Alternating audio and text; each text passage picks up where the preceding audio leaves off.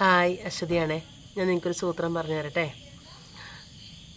ഈ കുടംപുളി എടുത്തിട്ട് നമ്മൾ ശരിക്കും ഇതിൻ്റെ ഉള്ളിലുള്ള സാധനം കളയുവാണ്. ഒരുപാടുള്ളവർ കൊതിക്കൊന്നോ രണ്ടെണ്ണമൊക്കെ ഇച്ചിരി ഉപ്പും മുളക് പൊടിയൊക്കെ ഇട്ട് തിന്നും. ബാക്കിയുള്ളത് എന്താ ചെയ്യാന്നറിയാം, നമ്മൾ പൊതുവെ കളയാറാണ് ഉള്ളത്. അതെന്ത് ചെയ്യണം, എടുത്തിട്ട് നമ്മൾ നല്ല വൃത്തിയുള്ളൊരു പാത്രത്തിൽ എടുത്ത് വയ്ക്കണം. എടുത്ത് വെച്ച് കുറച്ച് വെള്ളം ഒഴിച്ച് 2 ദിവസം അടച്ചങ്ങ് വെച്ചേക്കണം. അപ്പോൾ ഇതിൽ നിന്നുള്ള ബാക്കിയുള്ള ആ ജ്യൂസും കൂടെ വരും. ജ്യൂസ് വന്നതിന് ശേഷം നമ്മൾ അത് അരിച്ചെടുക്കണം. നല്ല വൃത്തിയായിട്ട് ജ്യൂസ് അരിച്ചെടുക്കുമ്പോൾ ഒരു യെല്ലോ കളർ കിട്ടും.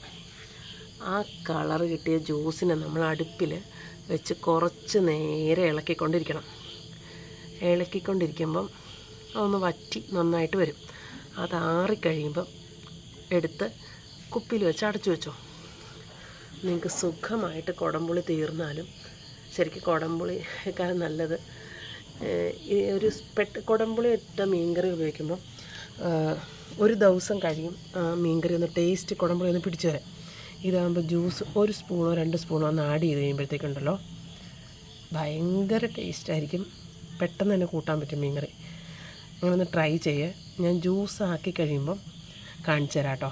ഇതിപ്പോൾ ഞാൻ വെറുതെ കുറച്ച് ഉണ്ടാക്കി വയ്ക്കാമല്ലോ എന്നോർത്ത് എടുത്തതാണ്. ഇത് പൊതുവെ ആർക്കും അറിയില്ല.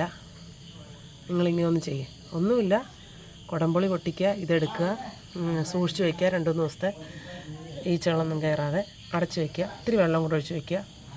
2-3 ദിവസം കഴിയുമ്പോൾ ഇതിൻ്റെ ഫുള്ള് നീരിറങ്ങും. എന്നിട്ട് ആ കുരു അങ്ങ് കളയുക. ആ ജ്യൂസ് അരിച്ചെടുക്കുക, അടുപ്പിൽ വയ്ക്കുക, പറ്റിക്കുക. തണുക്കുമ്പോൾ എടുത്ത് കുപ്പിയിലും അടച്ച് വയ്ക്കുക.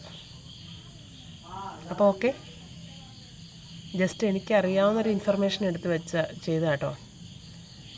ഹസ്ബൻഡിൻ്റെ വീട്ടിൽ ഹസ്ബൻഡിൻ്റെ അമ്മ ഇങ്ങനെ ചെയ്യുന്നത് കണ്ടിട്ടുണ്ട്. അതാണ് ഞാനിങ്ങനെ എടുത്തത്. എല്ലാവരും പൊതുവെ ഇങ്ങനെ വലിച്ചെറിഞ്ഞ് കളയും. ഇതിപ്പോൾ ഇങ്ങനെ ഒന്ന് ചെയ്ത് നോക്കുക.